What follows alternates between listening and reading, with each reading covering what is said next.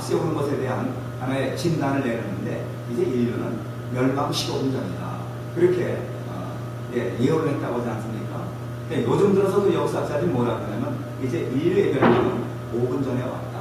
밤 12시 5분 전에 왔다.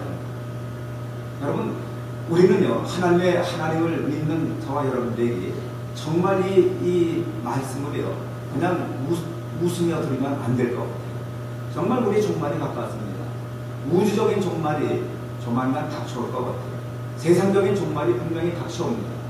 개인의 종말도 벌써 우리에게 수없이 경험되고 있습니다. 우리의 사랑하는 가족, 우리의 부모님, 때론 우리의 자녀들, 우리의 이웃 형제들이 개인의 종말을 수없이 맞이하는 걸 우리는 끊임없이 보고 있어요.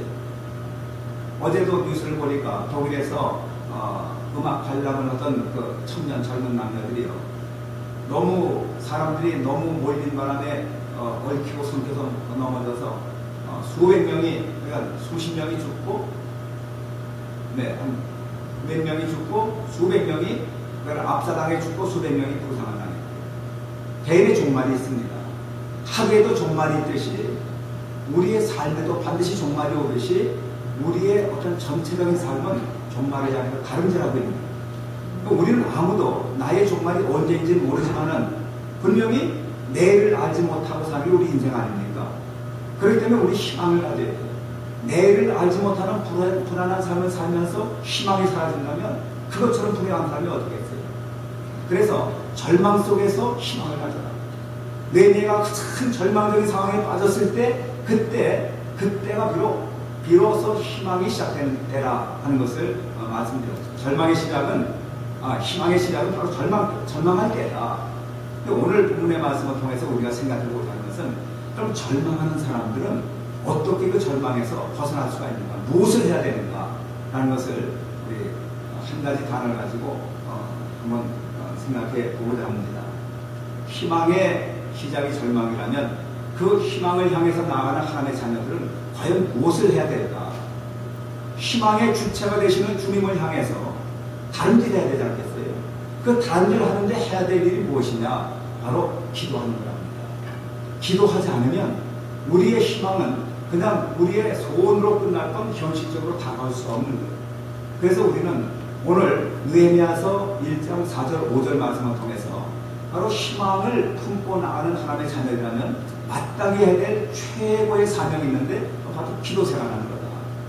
기도에 우리가 숨이 멈추고 기도의 삶이 끊어지면 하나님의 자녀들은 희망이 없어집니다. 에레미야는 지금 굉장히 절망적인 상황이잖아요. 금식하며 기도하고 있습니다. 예루살렘 성이 불타고 성벽이 불타고 성문이 다 무너졌다 하는 그 소식을 들었을 때 느헤미야는 기도하는 사람 아니었습니까? 자기 아버지 하가랴를 통해서 끊임없이 하나님에 대해서 배웠고 끊임없이 종교 교육을 받았고 믿음의 교육을 받아왔는데, 그러니까 하나님께서 그를 정말 가사북의 술 관원장까지 높여주셨어요. 하나님은 기도하는 사람들을 반드시 높여주십니다. 낮추시는 것 같다가도 낮은 곳에 있던 사람들을 건져주셔서 기도하는 사람들을 높은 곳에 올려주셔서 누구나 다 부러워하는 그런 존재로 만드시는 것이 바로 하나님의 능력이 아니겠어요. 그런데 그가 기도를 했습니다. 무엇을 기도했냐면 그의 느헤미야의 평생 소원은 자기의 망한 조국이 하나님의 언약대로 포로로 끌려갔던 자기 민족의 조국으로 돌아가서 나라를 세우고 성문을 세우고 그리고 성을 쌓고 성전을 세우고 다시 평안을 누리며 사는 것이 바로 느헤미야의 평생의 소원이었어요. 끊임없이 기도했습니다. 그런데 아니나 다를까 자기 왕이 이제 왕의 명령에 의해서 포로로 끌려갔던 이스라엘 백성들이 70년 만에 이제 고국으로 돌아가게 되었어요. 그래서 1차 포로 귀환 때는 스룹바벨이라고 하는 지도자가 갔고 2차 귀환 때는 에스라라고 하는 지도자가 갔습니다. 그러면 이제 우리 조국은 이제 기도한 대로 이제 성벽도 쌓아지고 성문도 만들어지고 우리 이제 유대인 동족들이 이제 한 울타리 안에서 행복하게 살지 않겠느냐라는 기대감을 가지고 자기 형제를 보냈던 거죠. 근데 형제를 통해서 온 소식은 절망적인 소식 아닙니까?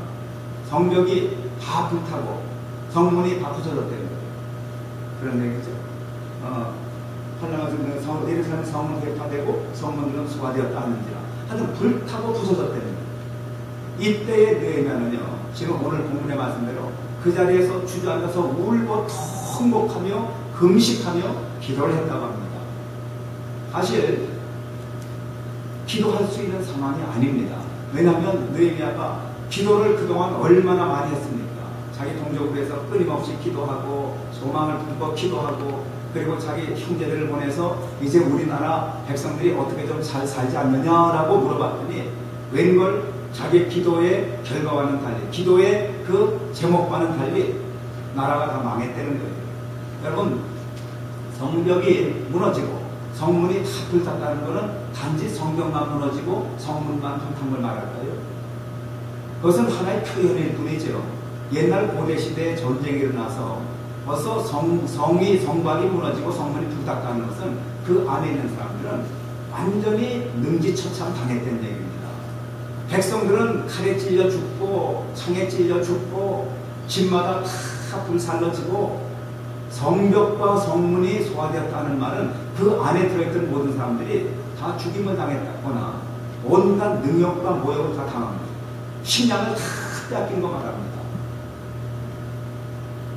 양떼 소떼가 다 적군에 의해서 다 빼앗긴 상태, 알거지가 된 상태입니다. 아무것도 남아있지 않은 상태. 그러니까 느헤미야가 보냈던 그 형제의 그 보고는 단지 성벽이 무너지고 성문이 소화되었다 하는 그것의 단편적인 소식이었지만 그 소식 안에는 모든 것이 끝장났다라고 하는 절망적인 소식을 전해옵니다. 그러면 기도가 응답되지 않고 이렇게 절망적인 대답이 왔는데 그래도 기도를 하겠어요? 여러분 같으면 기도하겠습니까?